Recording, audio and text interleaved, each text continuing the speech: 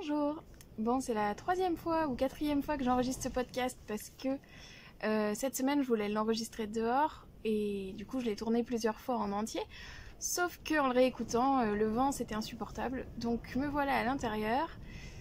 Si vous voyez que les murs derrière moi bougent, et ben c'est parce que j'habite toujours dans notre yourte. Donc les murs sont un peu flexibles, enfin ça pas là, la structure en bois. Mais derrière c'est de la toile et de l'isolation et du coup avec le vent il est possible que ça bouge un petit peu. Voilà, ça fait je ne sais pas combien de temps que j'ai pas enregistré. Mais c'est pas grave, comme d'habitude j'ai du mal à être régulière, mais on va dire que vous me pardonnez. Alors, j'ai prévu de parler encore de trois choses en tout cas aujourd'hui. C'est le nouveau format que j'ai établi au précédent épisode parce que ça ne me convenait pas trop de faire le défilé des projets terminés, le défilé des projets en cours, etc. Parce que du coup je me sens obligée d'avoir beaucoup de choses à vous montrer pour enregistrer. Sauf que j'ai rarement beaucoup de choses d'un coup. Et puis, je sais pas, des fois je fais des choses que je vous montre pas parce que ça me semble pas intéressant. Voilà. Bref, donc, les 3 points du jour sont, je regarde en même temps, un pull que j'ai testé pour Camille Avad, une couverture au crochet, et puis la laine de Pan. Enfin voilà, et ben, oula, si je secoue la table, ça me va pas. Et ben, je vais commencer par le pull de Camille Avad. Alors, je le sors. Et puis je le mets à l'endroit pour vous le montrer. Voilà. Ah, en plus la lumière est beaucoup mieux finalement dans la yourte que dehors.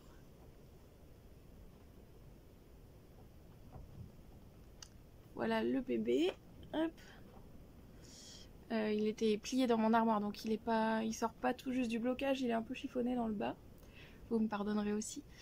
Du coup, c'est un pull qui s'appelle Graerup Sweater, d'après moi, mais d'après Google Traduction, parce que je crois que Camille Avad est danoise. Et d'après Google Traduction, ça se dit Graerup. Mais bon, on va dire Graerup. Ou pas, j'en sais rien. On verra. Et donc, c'est un pull qui est sorti le 2 avril. Et quand l'appel au test était passé sur Instagram, j'avais flashé dessus et je m'étais dit « Oh là, faut absolument que je teste ce truc, c'est trop beau. Je vais lui envoyer un message privé, on verra bien. » Et puis j'avais pas eu de nouvelles, du coup je m'étais dit que j'étais pas sélectionnée. Ce qui aurait été normal parce que je fais pas partie spécialement de sa communauté ni de ses testeuses habituelles, c'était la première fois. Et en plus, je parle pas très bien anglais, donc pour communiquer avec elle c'était compliqué. Et bon bref, je m'étais dit que j'étais pas sélectionnée. Et finalement, quelques jours après, j'ai reçu un mail avec le patron. Et du coup, je me suis activée à chercher un combo de couleurs. Alors elle, la version test, enfin sa version à elle est présentée avec 5 couleurs. Et donc au début, j'avais choisi 5 écheveaux de laine rustique dans les tons marron, beige et les écheveaux que j'avais teints au brou de noix qui sont beige assez orangé. Voilà, donc j'avais choisi ça, j'ai commencé, c'est un bottom-up, donc j'avais commencé une manche, j'avais dû tricoter ça à peu près. Et en fait, ça ne me plaisait pas parce que j'avais pris des laines de taille un peu différente, enfin d'épaisseur un peu différente, en me disant que ça se verrait pas trop. Et finalement, ça se voyait, ça faisait un peu patchwork. Et puis, c'était vraiment trop rustique par rapport au rendu que je voulais. Donc, j'ai pas avancé très vite sur le projet, je me suis lassée, je l'ai mis de côté. Et puis, je me suis dit, bon, qu'est-ce que je fais? Parce que maintenant, je suis inscrite pour le test et il faut que j'aille au bout, quoi. Donc j'ai ressorti mes pelotes de mon armoire à pelotes, enfin mes écheveaux, et puis j'ai trouvé, alors,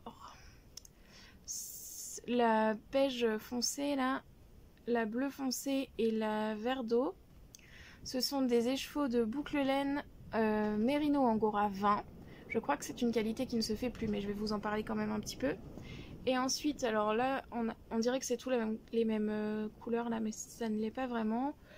On a un blanc de l'atelier Opi qui m'avait envoyé pour Noël plusieurs mini écheveaux qui étaient trop mignons et que du coup j'ai mis dans ce projet, enfin pas tous mais une partie. Donc un blanc, un beige, enfin blanc cassé et 2 beiges un peu plus foncés. Voilà.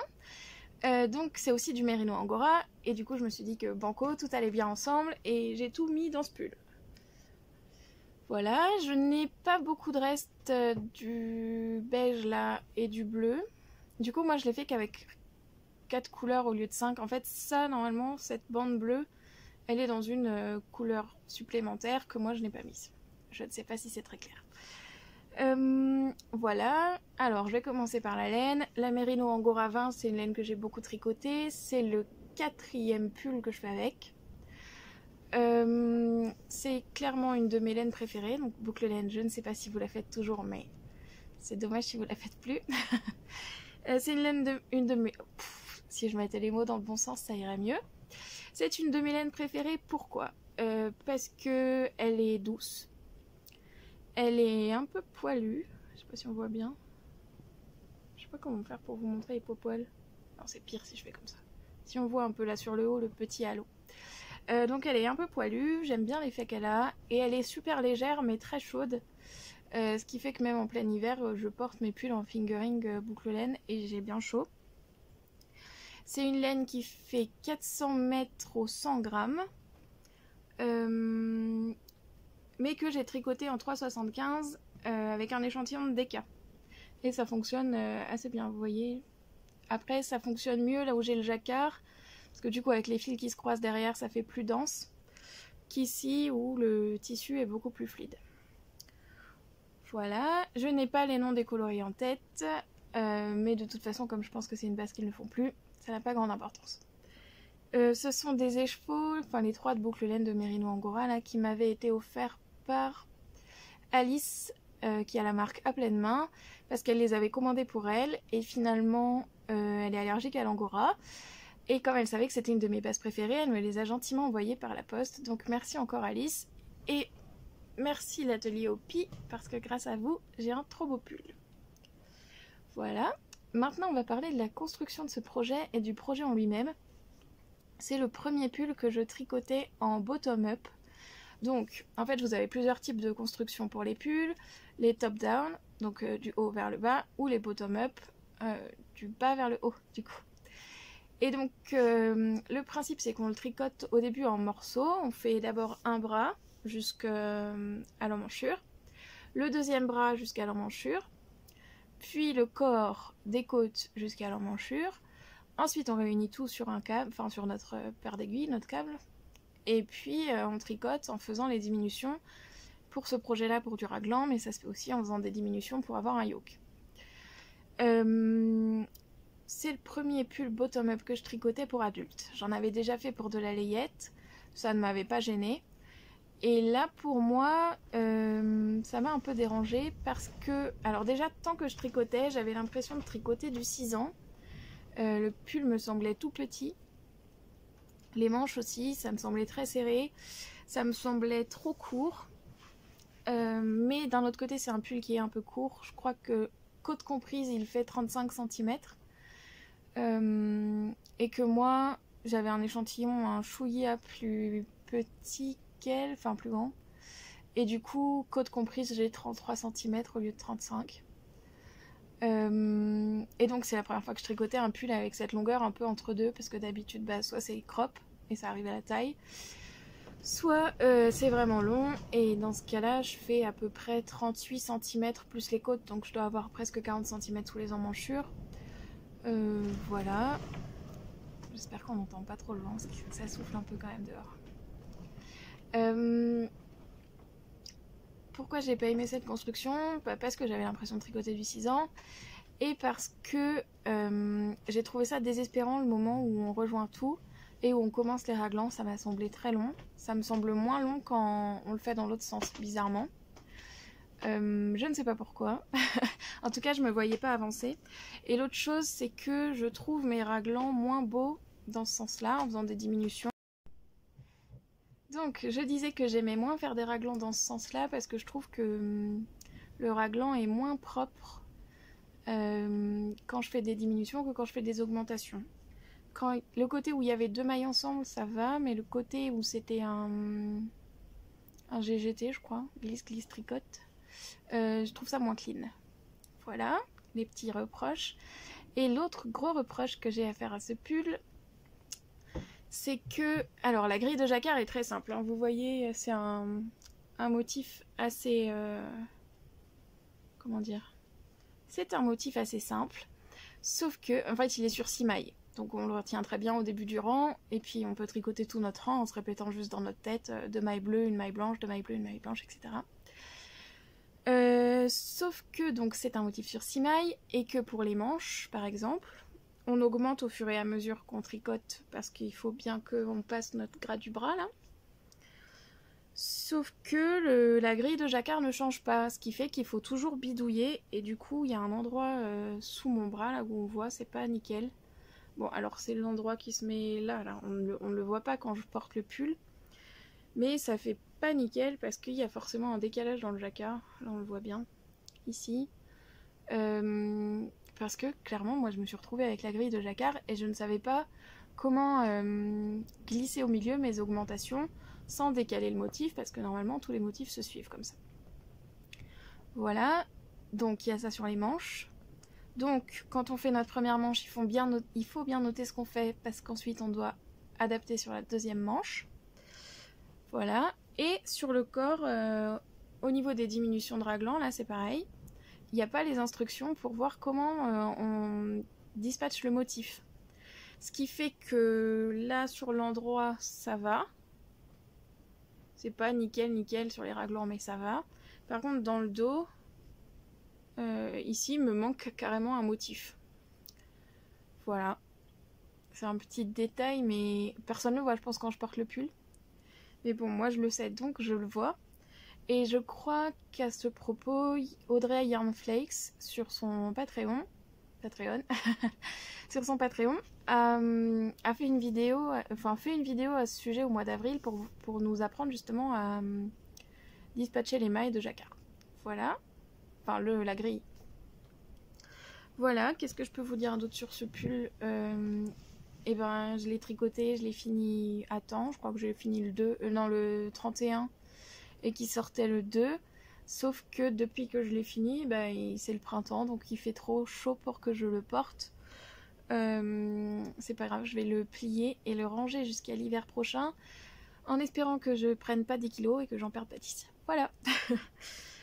C'est tout pour ce Grey Rob Sweater, donc vous pouvez le trouver... Ah oui, la designeuse c'est Camille Avad, qui a designé, elle est assez connue pour avoir designé le Magnolia, qui est un pull en jersey avec une dentelle sur les manches et sur le bas du corps, qui a été beaucoup reprise, enfin beaucoup faite.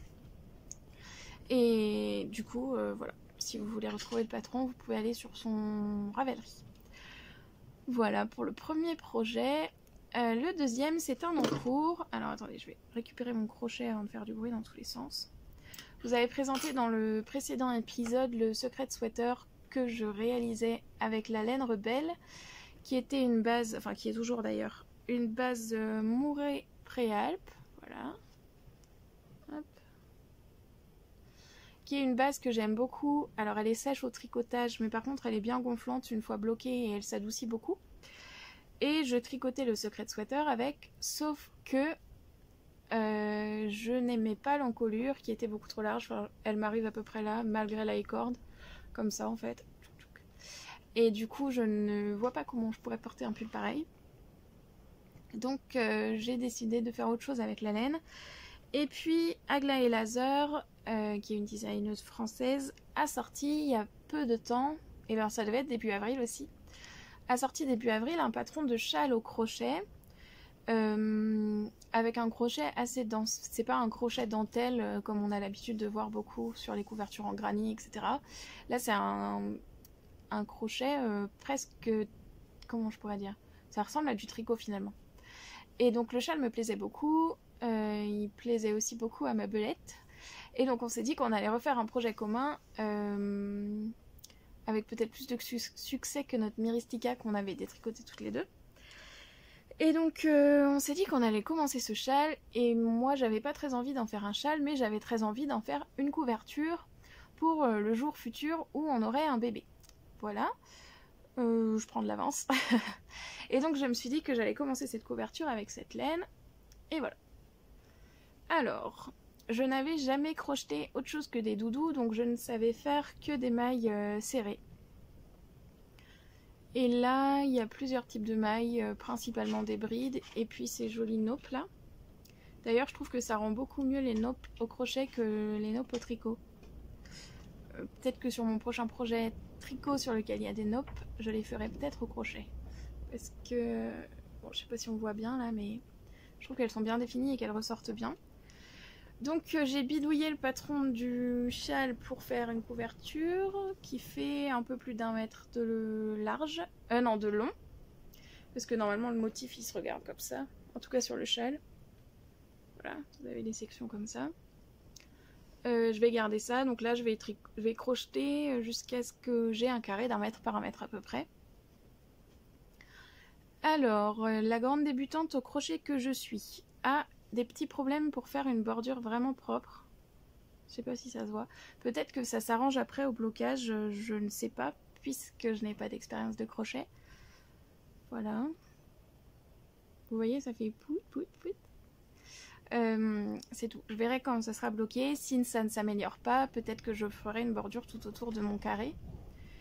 Je ne sais pas encore. Toujours est-il que c'est très agréable de crocheter finalement. Enfin, finalement. Je dis finalement, mais j'en savais rien.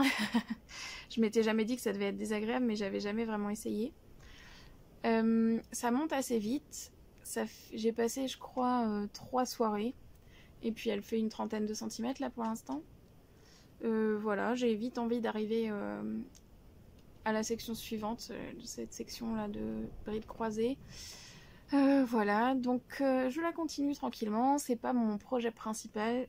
D'ailleurs, je ne suis pas sûre d'avoir un projet principal. Mais bon, voilà, ça avance doucement. Si c'est pas fini dans 2 mois, ça n'est pas important. Ça prendra le temps que ça prendra. Voilà. Ah oui, et aussi j'ai hâte de voir ce que va donner la laine du coup une fois qu'elle aura gonflé sur ce projet. Voir si ça lisse vraiment le point aussi au crochet ou pas. Je n'en ai aucune idée, mais j'ai hâte de voir. Donc voilà, c'est de la laine rebelle. Vous pouvez tout retrouver sur leur site internet. Ils ont plusieurs bases et les écheveaux sont pas très chers. Je crois que c'est 9 € les chevaux de fingering, il me semble. Voilà pour ce projet. Donc le patron c'est Aglaé Laser. Elle a une boutique sur Ravelry aussi et puis un compte Instagram du même nom. Voilà pour mes 2 projets qui ne sont pas directement liés à la ferme. Et puis maintenant on va parler de la laine de Pan. Alors le projet laine de Pan qui avait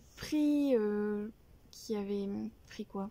Qui avait débuté en septembre avec la création d'un Ko-fi grâce auquel vous avez financé l'envoi de ma laine en filature cette année. Donc encore une fois merci beaucoup, je vous ai déjà remercié 1000 fois mais je peux continuer encore longtemps. Donc en septembre j'avais fait le Ko-fi, j'avais obtenu le financement pour envoyer la laine en filature et pour m'acheter une cardeuse à rouleau. Voilà, avec comme objectif du coup de créer une boutique en ligne sur laquelle vous pourriez retrouver des écheveaux de nos brebis qui sont des ardonnettes achetées, donc des écheveaux, et puis des nappes de laine cardée à filer, et aussi quelques sacs à projet, etc. avec le logo. Donc, on a fait faire un logo que je vais essayer de vous incruster par là.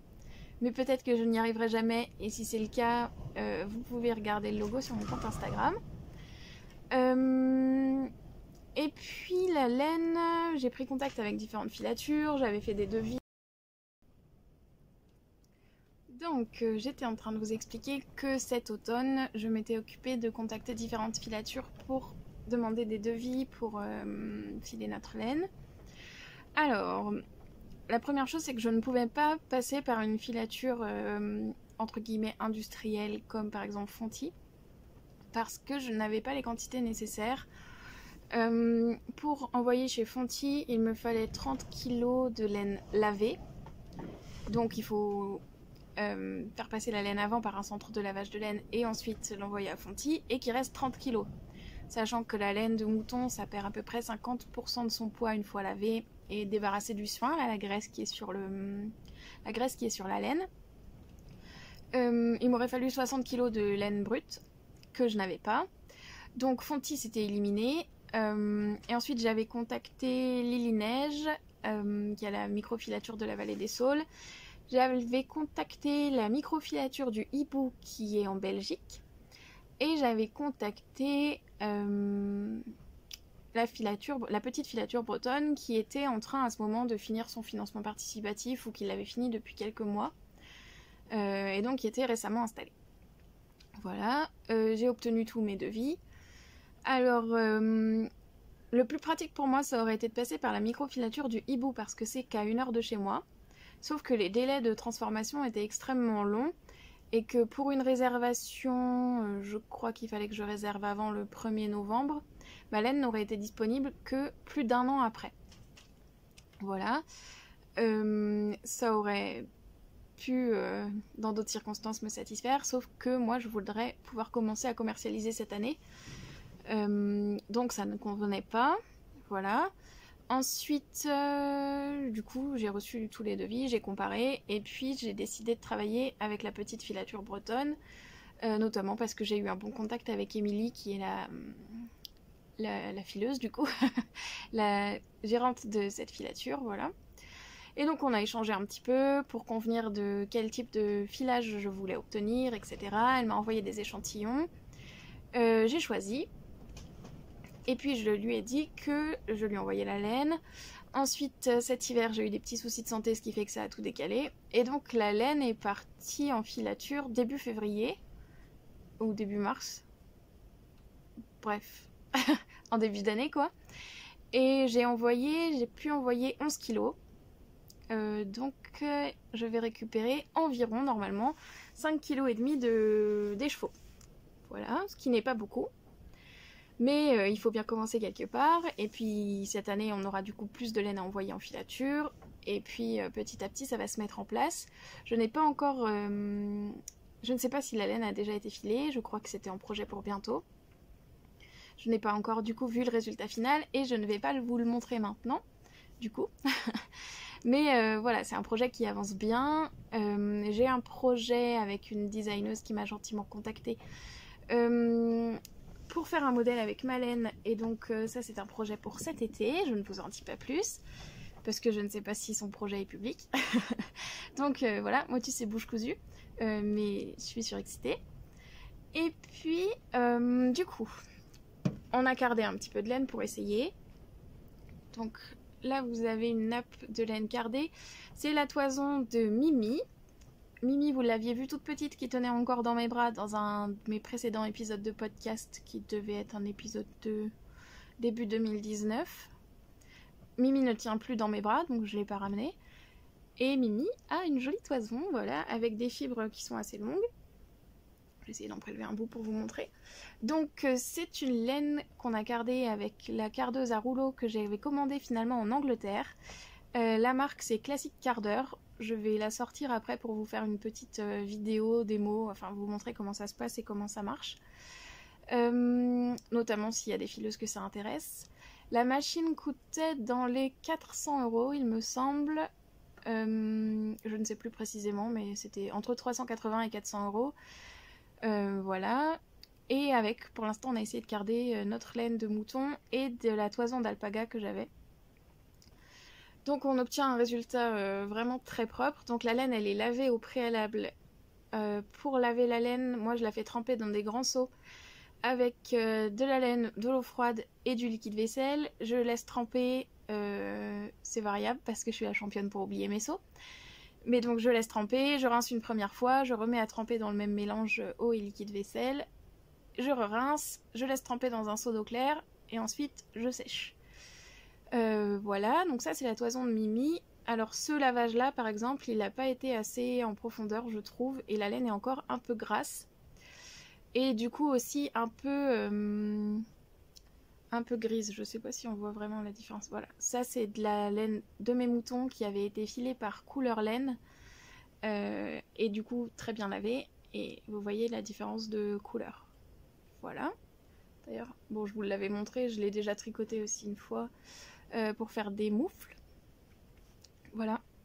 Il m'en reste, excusez-moi, je m'étouffe.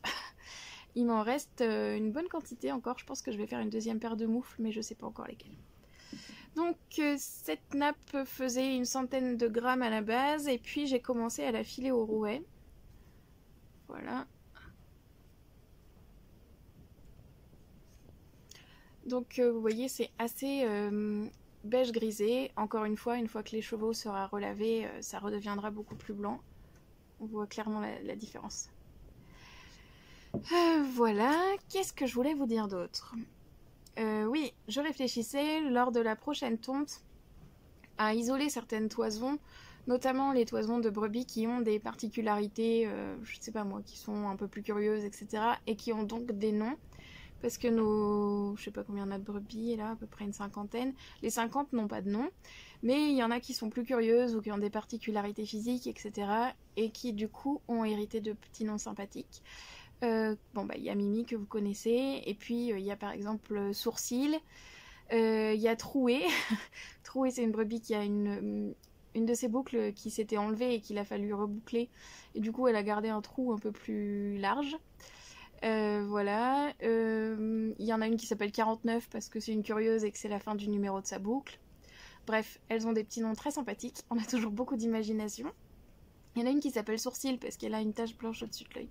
Bref, et donc je me demandais si c'était pas un projet sympa de garder quelques toisons ou quelques portions de toisons de ces brebis-là qui ont des noms, et de pouvoir proposer des nappes avec la photo du mouton, enfin de la brebis, et dire ben voilà, vous pouvez acheter 100 grammes de laine de Sourcil et vous avez la photo de Sourcil, etc. Voilà, c'est en réflexion, mais je pense que j'essaierai cette année. Donc la laine cardée, on la carde nous-mêmes ici, et puis elle sera disponible sur le site, donc j'ai pas d'intermédiaire. Par contre, je ne sais pas encore en quelle quantité je ferai, je sais pas quelle proportion de toison on gardera à carder.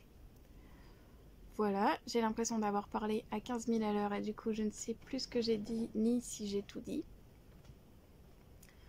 C'est pas grave. Si j'ai pas tout dit, je pourrais compléter plus tard. Et si vous avez des questions sur notre laine, eh ben, n'hésitez pas à me les poser en commentaire ou à me les envoyer par message privé sur Instagram. Voilà. Donc mon compte Instagram c'est Camille Depan comme sur YouTube. Sur Ravelry c'est pareil, c'est Camille Depan aussi. Voilà, j'ai tout dit, je crois que j'ai fini pour cette fois. Je me suis posé la question tout à l'heure de savoir si ça vous plairait de faire un petit direct ou un live sur YouTube ou sur Instagram pendant la période de confinement là, qui risque d'être prolongée ce soir. Pour que vous puissiez me poser des questions sur l'élevage, sur notre laine, sur les projets, tricot... Bref, qu'on puisse papoter quoi. Du coup, si ça vous tente, n'hésitez pas à mettre un commentaire et suivant le nombre de réponses favorables, je verrai si je lance ça pour cette semaine. Voilà, et bah d'ici là ou d'ici le prochain épisode ou notre prochaine discussion sur Instagram, portez-vous bien et puis tricotez bien. À bientôt!